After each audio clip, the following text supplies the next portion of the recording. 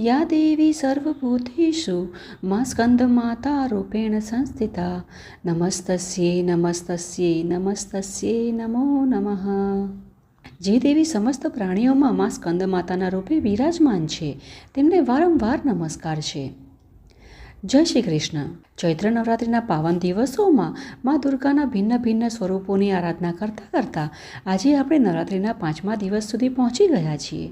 પ્રથમ દિવસે દેવી શૈલપુત્રી, દ્વિતીય દિવસે દેવી બ્રહ્મચારિણી, તૃતીય દિવસે દેવી ચંદ્રઘંટા, ચતુર્થ દિવસે કુષ્માંડા દેવી અને આજે 5મા દિવસે દેવી સ્કંદમાતાની પૂજા આરાધના કરવાનો દિવસ। નવરાત્રિના 5મા દિવસે મા દુર્ગાના 5મા સ્વરૂપ મા સ્કંદમાતાની આરાધના કરવામાં આવે છે અને સ્કંદકુમાર એટલે કે કાર્તિકેયની માતા હોવાના કારણે તેમને સ્કંદમાતા કહેવામાં આવે છે।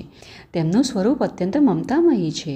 તેમના ખોળામાં ભગવાન સ્કંદ બાળ રૂપે બિરાજમાન છે અને દેવી 4 ભુજાઓવાળા છે, જેમાં જમણી તરફની ઉપરની ભુજાથી ભગવાન સ્કંદને પોતાના ખોળામાં લીધેલા છે અને નીચેની ભુજામાં કમળનું પુષ્પ સુશોભિત છે અને ડાબી તરફ ઉપરની ભુજામાં વરમુદ્રા છે અને નીચેની ભુજામાં કમળ પુષ્પ છે। મા સ્કંદમાતાનો વર્ણ અત્યંત શ્વેત છે અને તેઓ સ્વયં કમળના આસન પર બિરાજિત છે, તેથી તેમને પદ્માસના પણ કહેવામાં આવ્યા છે। મા સ્કંદમાતાને ગૌરી, મહેશ્વરી, પાર્વતી અને ઉમા નામથી પણ ઓળખવામાં આવે છે ને મા સિંહ પર સવાર થયેલા છે। મા દુર્ગાનું આ રૂપ મમતાની મૂર્તિ માનવામાં આવે છે।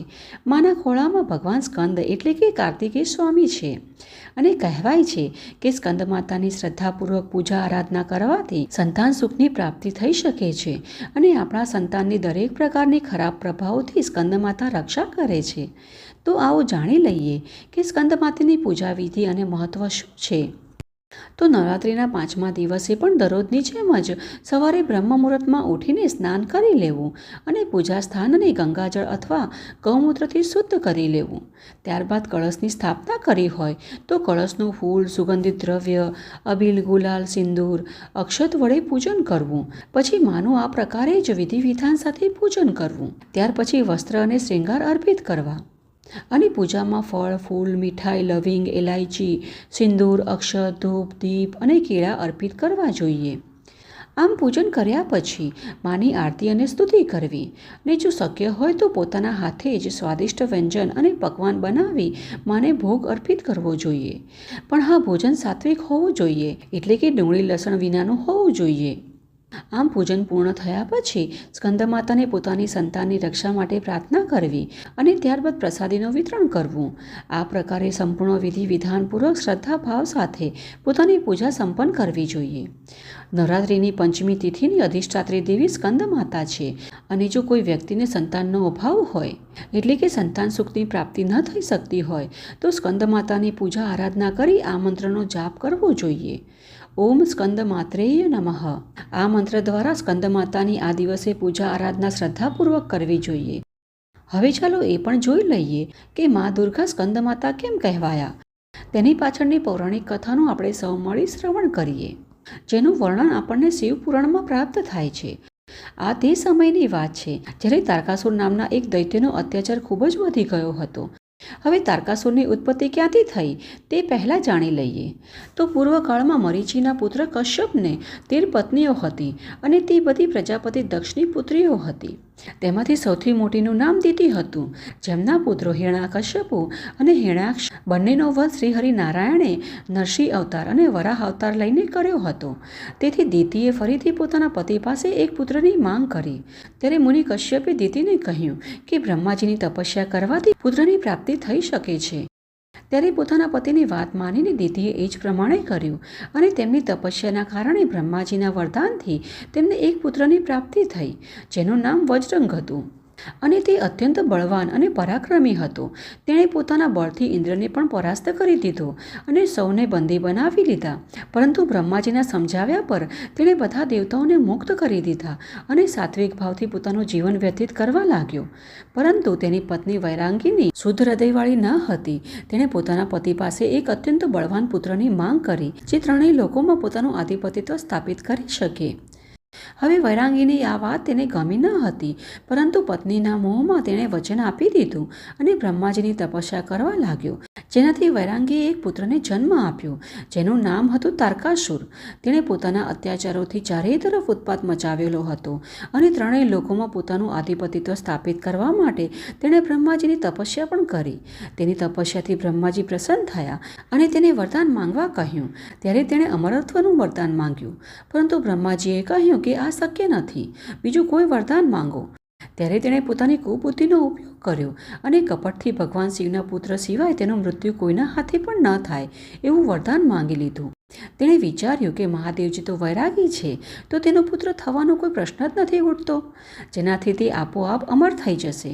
કારણ કે મહાદેવ દરેક પણ તપસ્યામાં લીન જ રહેતા હતા અને તેઓ ક્યારેય માતા પાર્વતી સાથે વિવાહ નહીં કરે એવું તેણે વિચારી લીધું હતું. તેથી જ તેણે વરદાનમાં મહાદેવજીના પુત્રના હાથે જ પોતાનું મૃત્યુ માંગ્યું.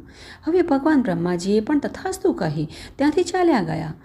હવે આમ વરદાન મળ્યા પછી તારકાસુર અત્યંત દુષ્ટ થઈ ગયો અને પોતાના બળ પર બધા દેવતાઓને હરાવીને તેણે દેવોનો અધિકાર છીનવી લીધો. અને એટલું જ નહીં, તેણે સૌને સ્વર્ગમાંથી પણ કાઢી મૂક્યા. હવે તારકાસુરના અત્યાચારોથી દુઃખી બધા દેવો બ્રહ્માજી પાસે આવ્યા અને તેઓ સૌ શ્રી હરિ વિષ્ણુની શરણમાં ગયા અને તેમને પ્રાર્થના કરી કે તેઓ તેમને આ દુઃખ પરિસ્થિતિમાંથી બહાર કાઢે. ત્યારે ભગવાન શ્રી હરિ વિષ્ણુએ તેમને સાંત્વના આપતા કહ્યું કે માતા સતીએ પોતાનો પુનઃજન્મ લઈ લીધો છે અને તેઓ પર્વતરાજ હિમાલયની પુત્રી સ્વરૂપે જન્મ લઈ ચૂક્યા છે. તે ખૂબ જ જલ્દી મહાદેવજી સાથે વિવાહ કરશે. ત્યાર પછી તેમના પુત્રથી તારકાસુરનો વિનાશ થઈ જશે. આમ થોડા સમયમાં જ માતા પાર્વતીએ ઘોર તપસ્યા કરી અને મહાદેવજીને પ્રસન્ન કર્યા અને તેમની સાથે વિવાહ કર્યા. આમ મહાદેવજીની અર્ધાંગિની બની માતા પાર્વતીએ એક પુત્રને જન્મ આપ્યો, જે સ્કંદ એટલે કે કાર્તિકેય છે. અને મા પાર્વતીએ પોતાના પુત્ર સ્કંદ એટલે કે કાર્તિકેય ભગવાનને તારકાસુર સાથે યુદ્ધ કરવા માટે પ્રશિક્ષિત કરવા માટે સ્કંદ માતાનું રૂપ ધારણ કર્યું. આમ સ્કંદ માતા પાસેથી યુદ્ધનું પ્રશિક્ષણ લીધા પછી કાર્તિકેયને ભગવાન શ્રી હરિ વિષ્ણુએ બધા દેવોના સેનાપતિ જાહેર કર્યા અને ત્યાર પછી યુદ્ધમાં કાર્તિકેય ભગવાને તારકાસુરનો અંત કર્યો. તો આ પ્રકારે સ્કંદ માતાની કૃપાથી મૂળ પણ જ્ઞાની થઈ જાય છે. તેમની પૂજા આરાધના કરવાથી મનુષ્યના બધા પાપ નષ્ટ થઈ જાય છે અને જીવનમાં કેવા પણ સંકટ આવે તેની સામે અડગતાથી સામનો કરવાની આપણને શક્તિ પ્રાપ્ત થાય છે. સ્કંદ માતા મમતા વરસાવનારી દેવી છે. તેઓ પોતાના ભક્તો પર સદા પોતાની કૃપા રાખે છે. તો આજની આ કથાને અહીં સમાપ્ત કરીએ છીએ અને આપ સૌને નવરાત્રિની ખૂબ ખૂબ શુભેચ્છાઓ. અને હવે આપણે મળીશું કાલે છઠ્ઠા નવરાત્રિની કથા અને વ્રતવિધિ સાથે. ને જો તમને આ કથા સારી લાગી હોય તો એક લાઈક અવશ્ય કરજો. સાથે જ નવરાત્રિ સ્પેશિયલ આ કથા શૃંખલા સાંભળવા માટે આ ચેનલને સબસ્ક્રાઈબ કરી લેજો અને વધુમાં વધુ શેર પણ કરજો, જેથી આ મહત્ત્વની માહિતી તેમજ કથાઓ એક મોટા જનસમુદાય સુધી પહોંચી શકે. તો ચાલો હવે નવરાત્રિમાં મા દુર્ગાના છઠ્ઠા સ્વરૂપની કથા સાથે ફરી મળીશું. ને અંતે મા દુર્ગા દેવી સ્કંદ માતા સ્વરૂપની પ્રાર્થના કરીએ કે તેઓ આપણને સદબુદ્ધિ પ્રદાન કરે, જેથી આપણે આપણા આધ્યાત્મિક જીવનમાં પ્રગતિ કરી શકીએ. સિંહાસન ગતા નિત્યમ પદ્માશ્રિત કરબદ્ધયા શુભદાસ્તુ સદા દેવી સ્કંદ માતા યશસ્વિની. અર્થાત જે નિત્ય સિંહ પર બિરાજમાન છે અને પોતાના બંને હાથોમાં કમળ પુષ્પ ધારણ કરે છે તે યશસ્વિની સ્કંદ માતા દુર્ગા દેવી હંમેશા આપણું કલ્યાણ કરજો. જય માતાજી. જય શ્રી કૃષ્ણ.